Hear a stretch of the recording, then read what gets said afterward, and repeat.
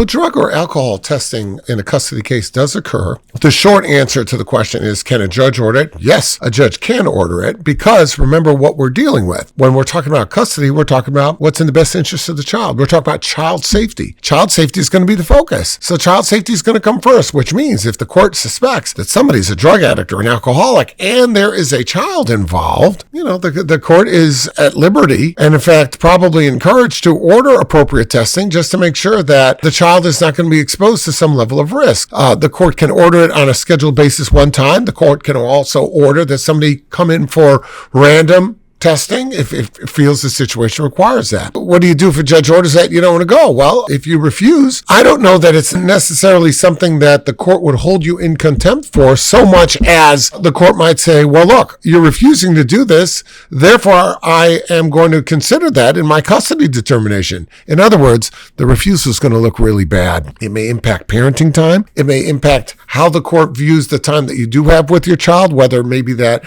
won't impact the time, but may require supervision or something like that. And ultimately, it may impact custody. So you got to remember, if the court orders it, implicit in the court's order is, I'm telling you, you want to see your kid? I'm asking you to do this. I'm going to order that drug or alcohol testing be done. If it turns out that they don't do it, the court may very well suspend parenting time or take some other action. So implicit in the order of the court that you do this is the notion that if you don't do it, it's going to impact, your involvement with your child. So that's something to keep in mind. Another thing to keep in mind with all of this is, if you, let's say, were married to someone and I don't know, he smoked weed, maybe you smoked weed, and now it's a question of, that it's habit or it's done every now and then, and you want to be sure that he's not high when he's picking up the kids. That's okay, but expect the other side to say, well, wait a minute, I didn't smoke marijuana any more so than she did. So if you want to test me, she should be also tested. Both parties should be tested. And then we have a different story,